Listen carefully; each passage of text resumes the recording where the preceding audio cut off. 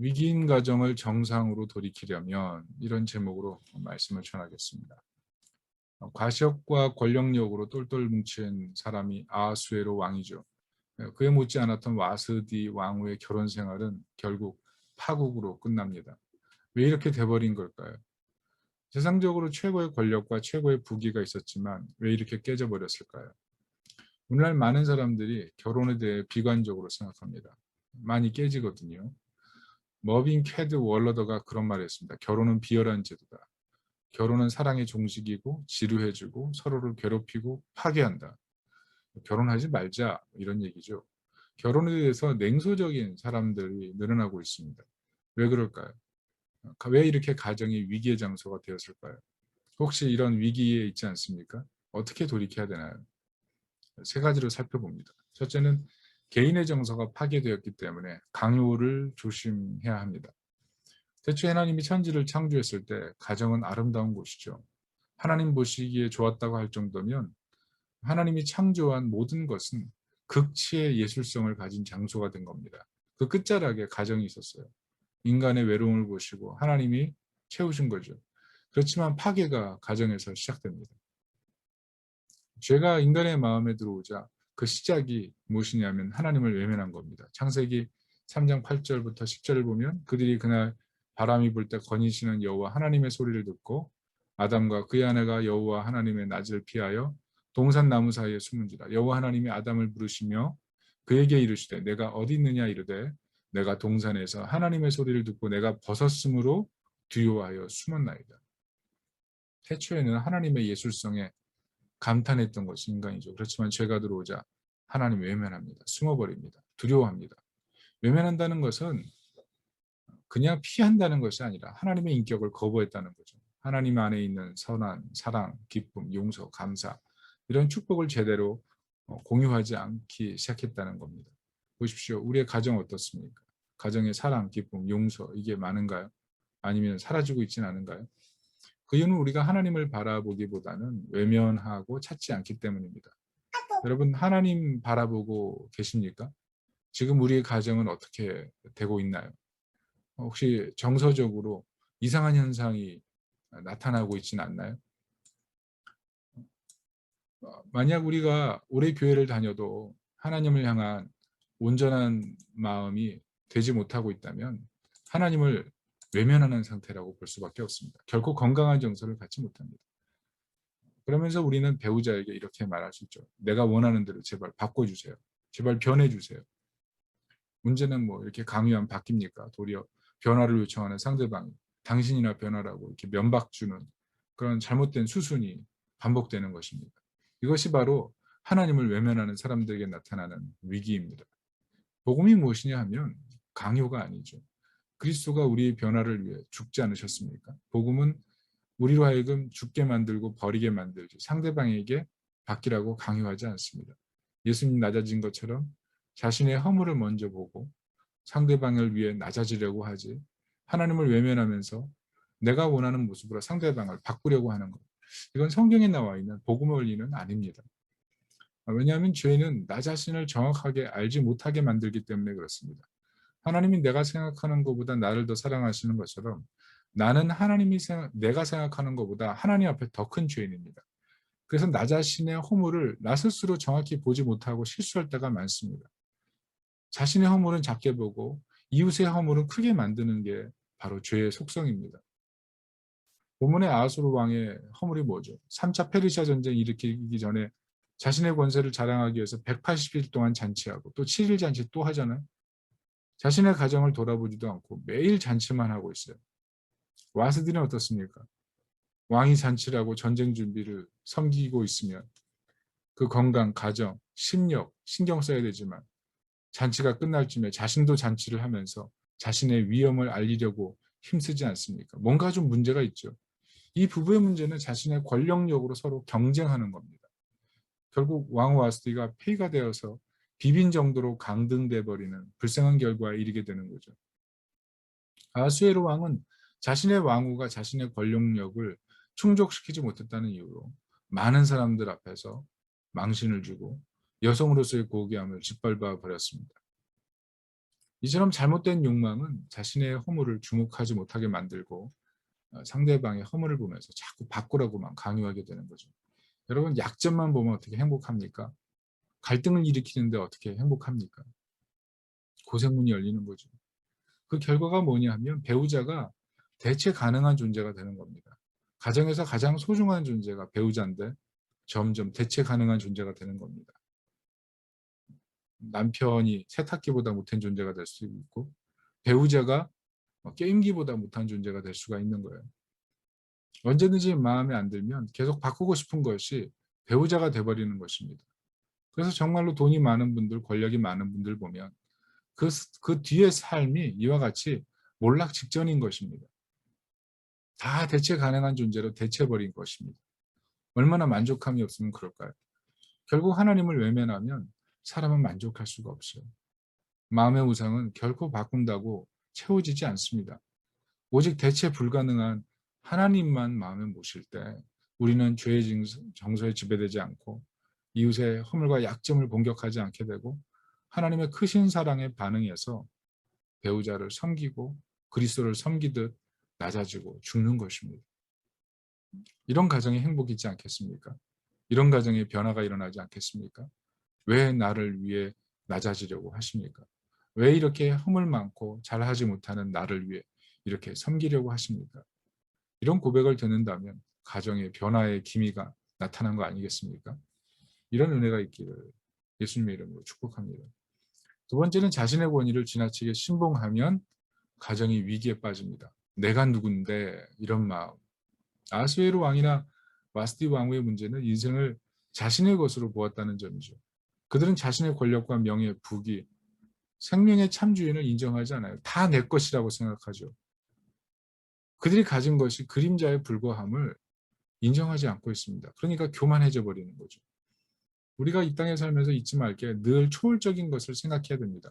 밥을 먹을 때나 누굴 만날 때나 일이 급할 때나 날씨가 우중충할 때나 이사를 갈 때나 옳은 것이 무엇인지 알지 못할 때나 내 기분이 좋지 않을 때 하나님이 무엇을 원하는지 그 초월적인 하나님의 뜻이 무엇인지를 생각해야 되는데 우리는 자꾸 땅만 바라보죠. 그러니까 문제가 커집니다. 우리 삶에 위기가 들어오는 이유는 초월자이신 그 하나님의 뜻을 잊고 영적으로 위험한 수준에 자꾸 떨어지는 겁니다. 광야 이스라엘 백성들이 광야에 살 수 있었던 이유는 하나님이 주신 만나와 메추라기 때문이었죠. 그렇지만 그 사람들이 광야에서 만나와 메추라기 먹으면서 하나님 잊어요. 왜? 땅에 있는 것만 보니까. 만나 떨어진 곳, 메추라기 주신 그분을 보지 않고 자기 마음대로 생각하고 그러니까 원망하고 말과 행동도 서슴없이 해버리고 결국 광야에서 망하잖아요. 그들은 하나님을 믿는 것이 아니라 결국 자신을 믿는 거예요. 하늘을 보는 게 아니라 땅을 보면서 자신의 권위를 더 신봉하는 거예요. 만나를 얼마나 빨리 챙겼나. 만나를 가지고 얼마나 맛있게 요리를 하나.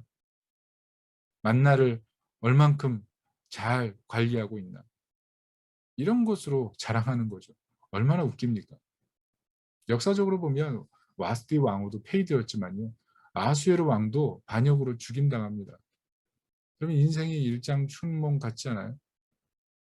7일 연회 잘 끝나고 폐위되고 페르시아 전쟁 3차 일으키고 4차 일으켜서 역사적 왕이 되었지만 한날 한순간에 사라지는 거예요. 그러므로 모든 것이 내 것이 아니에요. 하나님 다 맡긴 겁니다. 우리 인생 잠시예요. 우리 주름살 늘어나는 거 보십시오. 이전에 있던 힘과 지금의 힘이 다른 걸 보십시오. 다 하나님의 것임을 인정할 때야 우리는 내 정체성을 바르게 가지는 거예요. 내가 하나님의 것이고 내 인생에 하나님의 분명한 부르심의 목적이 있다. 그것을 깨달을 때 인생을 허투루 살지 않게 되는 거 아니겠습니까? 여러분 우리에게 주신 자녀, 집, 지혜, 배우자, 재산, 친구, 일자리, 건강 다 위탁된 거예요. 내 것이 하나도 없습니다. 다 그림자예요. 이것을 잃어버리면 평생 죄의 관성에 시달리는 거예요. 내 마음대로 살게 되고요. 다 내 것 같고요. 아하수에로 왕이나 와스디 왕후처럼 자신의 기쁨과 영광을 위해서 교만의 끝자락에 서게 되는 것입니다. 하나님의 것이라고 인정하지 않을 때는요. 어느 순간 자기 힘 자랑하다가요. 결국 파멸하는 거예요. 여러분 기억하십시오. 하나님이요. 높이다가 낮추시기도 합니다. 늘 내게 있는 모든 것이 하나님의 것이고 내가 누리고 있는 모든 것이 천국에서 누리게 될 아주 극히 작은 일부분에 불과하다는 사실을 기억하면서 더 좋은 곳이 기다리고 있다는 사실을 기억하면서 이 땅의 삶을 겸손하게 살고 맡긴 것을 가지고 하나님의 영광을 드러내는 그런 지혜가 있기를 예수님의 이름으로 축복합니다. 마지막 세 번째는 가정의 위기가 찾아오는 이유는 개인의 유익을 과도하게 사랑했기 때문에 그래요. 여러분, 우리는 큰 구속의 목적 봐야 돼요. 그 구원의 목적이 뭡니까? 회복이죠. 회복. 우리는 좋은 삶을 위해 부름받은 게 아니라 위대한 삶을 위해 부름받았다고 얘기하지 않았습니까? 아하수에로 왕이나 와스티 왕후나 인도에서 구스까지 127도잖아요. 엄청난 땅을 맡겨주셨는데 잘 먹고 잘 살라고 주신 겁니까? 아니요. 세상을 아름답게 다스리라고. 권력으로 약자를 돕고 가난한 자를 회복하고 정의를 시행하고 성실하게 권위를 행사하는 것. 그게 진정한 왕과 왕후의 역할이죠. 그렇지만 아하수에로 왕은 이웃을 파괴하는 전쟁을 일으키고 와스는 자신의 자존심을 세우기 위해 잔치하고 거기 무슨 약자가 있습니까? 거기 무슨 정의가 있습니까? 아무것도 없어요. 와스티는 자신의 자존심을 잃으면서까지 술 취해서 자신에게 무리한 요구를 하는 남편을 섬기는 것 자체가 너무 속상했죠. 종착역이 파괴예요. 파괴.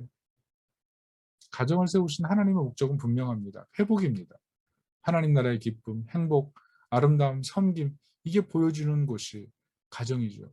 옛말에 천국은 뭐 젓가락이 길어가지고 먹여주는 곳이잖아요. 내가 먹을 수 없죠. 기니까. 내 팔 길이보다 긴 젓가락이면 먹여주는 게 낫죠. 섬김의 최종 완성의 자리가 천국이라잖아요. 이 땅에서 우리가 좀 마음 상한다고 기분 나쁘다고 대충 하고 안 하고 팔짱 끼고 그러면 다 시험 들지 않습니까? 그거 다 알잖아요. 가정에서 만약 우리가 이렇게 산다면 벗어나셔야 됩니다. 그건 하나님의 뜻이 아닙니다. 하나님의 목적은 회복이에요. 우리가 들어간 자리가 회복이 돼야 돼요. 기쁨이 회복되고 감사가 회복되고 사랑이 회복되고 용서가 회복되고 진리가 회복되고 다친 상처가 치료되고 그게 우리가 있어야 될 이유인 겁니다. 사람들이 결혼하면 신혼집에 왜 갈까요? 깨가 쏟아지니까 부러워서 가죠. 가서 하는 얘기가 뭐예요? 내가 어떻게 가정관리를 했는지 자기만의 비법을 얘기합니다. 근데 그 비법을 듣고 신혼집에 깨가 쏟아져요, 안 쏟아져요? 꼭 가고 간 날 신혼집 깨가 쏟아지는 게 아니라 그릇이 깨져요. 사람들은 행복을 사모해요. 그렇지만 행복을 주지 못해요. 도리어 질투하고요. 회복 놓고 싶은 마음까지 생기죠. 사람들은 행복한 가정을 사모해요. 그것이 가정이 가진 이상형입니다. 그런데 깨가 쏟아지는 가정도 배우자가 자기 유익, 자기 방식, 자기 관리법 챙기기 시작하면 위기가 오는 거예요. 광야 이스라엘 보세요. 시내산에서 모세가 하나님 만나려고 십계명 받고 있을 때 산 아래 백성은 하나님 없어졌다고. 그 하나님 어디 있는지 모른다고. 우리 유익을 챙기자 그러면서 금송아지 우상 만들지 않았습니까? 여러분 우리는 사소한 욕심 때문에 중요한 것을 버리고 덜 중요한 것을 위해서 인생을 걸려고 합니다. 그게 참 인생의 문제예요. 더 중요한 게 있는데 덜 중요한 것에 인생을 걸어요. 매스컴 보세요. 자기 욕망을 위해 가정을 파괴하고 버리잖아요. 다 덜 중요한 거예요. 게임 때문에 아기가 굶어 죽었대요. 사람을 조정하기 위해서 가스라이팅을 했어요. 음욕을 채우고자 도찰을 해요. 자기 조금의 이익 때문에 상대방 깎아내리는 거 아무렇지 않게 생각해요. 덜 중요한 것을 쫓는 거죠. 상대방의 자율성과 숭고함을 다 깨트리면서 덜 중요한 것을 위해 더 중요한 것을 놓치는 거예요. 여러분 욕심이 잉태하면 죄를 낳고 죄가 장성한 즉 사망을 낳는다 그랬습니다. 하나님 우리 가정이 좋은 것을 넘어 위대한 것이 되기를 원하고 회복의 장소가 되기를 원해요. 중요한 것을 중요한 것으로 지키기를 원해요. 물론 가정이 어려운 것이 있습니다. 인간의 욕망을 비우는 것도 쉬운 일이 아닙니다. 여러분 다 결심해 보시고 기도도 많이 했을 거고 때로는 금식도 해봤을 거고 그런데 안 변화돼서 그냥 자포자기 상태인 분도 있을 거예요. 왜 그렇습니까? 사단이 유혹하는 것이고요. 그리고 내 욕망 중심으로 움직이게 만들기 때문에 그렇지 않습니까? 여러분 기억해야 돼요. 욕망의 진짜 얼굴은 사망입니다. 욕망의 진짜 얼굴은 천국이 아니에요. 우리는 욕망을 추구하다가 진짜 영광이 아니기 때문에 덜 중요한 거 추구하다가 가짜 영광에 매몰되는 거예요. 예전에 제가 중국 짝퉁시장에 갔을 때 얼마나 마음이 두근거렸는지 아십니까? 거의 진품과 흡사한 그 짝퉁시장에 가서 깔려있는 명품 시계를 보면서 정말 행복했어요. 그것도 초 A급을 사기 위해서 시장이 아닌 다른 은밀한 빌딩으로 올라가서 그 은밀한 방으로 들어갈 때 그 희열과 짜릿함, 짝퉁 A급 그 시계가 제 손목에 걸쳐질 때 꼭 진짜를 찾는 듯한 그 기쁨과 행복이 몰려왔습니다. 지금 그 물건을 보기 위해서 마음 졸이며 따라갔을 때를 생각해 보면 참 민망해요. 진짜도 아닌 것을 왜 그렇게 좋아했나 싶습니다. 최근에 코로나 시국에 어떤 명품 메이커는 값이 사놓으면 더 오른다고 해서 사람들이 개점 시간을 기다렸다가 그 몇백만 원 되는 거, 때로는 1,000만 원 단위가 넘는 것을 막 뛰어가서 사는 모습 보면서요. 야, 비싼 거 사는데도 저렇게 격없이 사는구나. 이런 생각 들었어요. 왜 그렇습니까? 아무리 아름다운 것도요. 결국 그 다 가짜 영광이에요. 진짜 영광이 아니죠. 좋은 점만 보고 자신의 삶에 당장의 좋은 점만 보고 자신의 삶을 욕망으로 채우려고 하는 그런 부분은요. 다 가짜 영광이고 그 끝이 사망이에요. 다 마귀가 주는 시험이죠. 그래서 욕망으로 살지 말고 진짜 영광 위해 살아야 되는 거예요. 덜 중요한 게 아니라 진짜 중요한 것. 그 중심으로 살아갈 때 가정을 지킬 수가 있습니다. 복음이 무엇입니까? 예수님께서 마귀의 일을 멸하시고 우리에게 참 영광을 보여주신 거예요. 그 영광이 십자가에 있지 않습니까? 여러분 십자가에 죄사함과 승리와 자녀됨과 부활과 천국의 영광이 있지 않습니까? 성령의 열매가 있고 하나님의 사랑이 있고 내 정과 욕심이 못 박히고 내가 죽고 예수가 살아나는 자리가 십자가 아닙니까? 그 십자가에 진짜 영광이 있는 거 아니에요? 그 십자가에 진정한 아름다움이 있지 않습니까? 그 십자가에 진정한 소망이 있지 않습니까? 십자가를 바라볼 때 내가 변화될 수가 있는 거예요. 십자가를 보지 않을 때는 누구도 변화될 수 없고 나는 옛사람 그대로 살 수밖에 없고 어떤 아름다움도 다 파괴하는 가짜 영광만 추구하는 인생이 될 수밖에 없어요. 그러나 십자가를 붙들 때 진정한 영광이 있어요. 여러분 기억하십시오. 십자가를 붙들 때 하나님이 잊지 않으십니다. 아무리 위기가 있어도 십자가를 붙들 때 가정은 복된 곳으로 바뀔 수가 있어요. 자신의 삶을 진짜 영광을 위해 살려고 하는 그런 하나님 백성은 하나님 붙들어 주십니다. 이사야 49편 14절 15절에 오직 시온이 이르기를 여호와께서 나를 버리시며 주께서 나를 잊으셨다 하였거니와 여인이 어찌 그 젖먹는 자식을 잊겠으며 자기 태에서 난 아들을 긍휼히 여기지 않겠느냐. 혹시 잊을지라도 나는 너를 잊지 아니할 것이라. 하나님 잊지 않으십니다. 때로 우리 마음속에 속상한 부분들이 가정에 있을 거예요. 자녀들에게 있을 거예요. 물질 문제, 진로 문제, 믿음 없음의 문제, 여러 가지 문제로 우리 마음이 답답할 수 있을 것입니다. 그런데 아들을 주신 하나님이 우리를 잊지 않으십니다. 아들을 주셨기 때문에 아들을 주시고 우리를 사셨기 때문에 잊지 않으십니다. 진짜 영광을 주시려고 하는 분이 가짜 영광 때문에 슬퍼하는 우리를 향해서 그 가짜 영광을 내려놓게 하시고 진짜 영광을 주시기 위해서 얼마나 더 좋은 것으로 다가오시겠습니까? 그 하나님을 신뢰할 때 우리는 어떤 위기에서도 벗어날 수가 있고 가정은 복된 곳으로 바뀔 수가 있습니다. 악한 자라도 좋은 것을 주시는데 하늘에 계신 우리 아버지, 그리스도를 주신 우리 하나님께서 어찌 좋은 것으로 주시지 않겠습니까? 여러분 하나님을 신뢰하십시오. 가정은요 하나님의 특별한 꿈이 있는 곳입니다. 죄의 정서를 벗어나서 배우자가 대체 가능한 존재가 되지 말고 하나님을 의존해서 변화가 일어나길 바랍니다. 내게 주신 모든 것이 맡겨진 것이고 겸손히 섬김이 필요합니다. 잠시 있는 것이라는 걸 기억해야 됩니다. 그리고 내 유익을 구하는 것이 아니라 십자가를 붙드십시오. 십자가를 붙들어서 덜 중요한 것은 덜 중요하게 하고 진짜 영광의 인생을 걸 때 우린 욕망에서 벗어나서 가정이 하나님의 사랑으로 채워지는 줄 믿습니다. 하나님이 그렇게 붙드시기를 축복하고 하나님이 또 그렇게 붙들고 계심을 믿으며 나아가시기를 예수님의 이름으로 축복합니다. 아멘. 우리 이 시간 다 같이 기도할까요? 우리 각자 가정에 위기가 있을 것입니다. 하나님, 이 위기를 벗어나도록 붙들어 주십시오. 특별히 십자가 붙들게 도와주시옵소서. 우리 다 같이 기도하겠습니다.